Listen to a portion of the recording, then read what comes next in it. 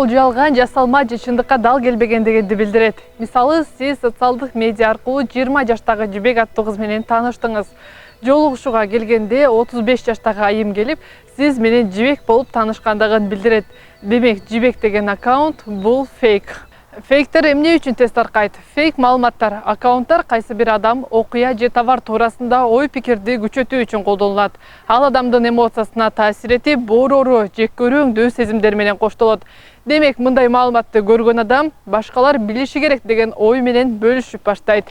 Аккаунттун фейк экенин кантип аныктоого болот? Жакында гана түзүлсө, белгилүү адамдын аты менен кирген, өзү жөнүндө маалыматтар толук жазылбаган болсо, сүрөттөрдүн аздыгы же такыр жоктугу.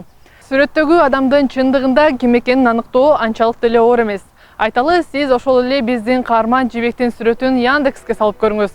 Ал сизге ошол эле сүрөттү анализ кылып, окшошторун таап берет.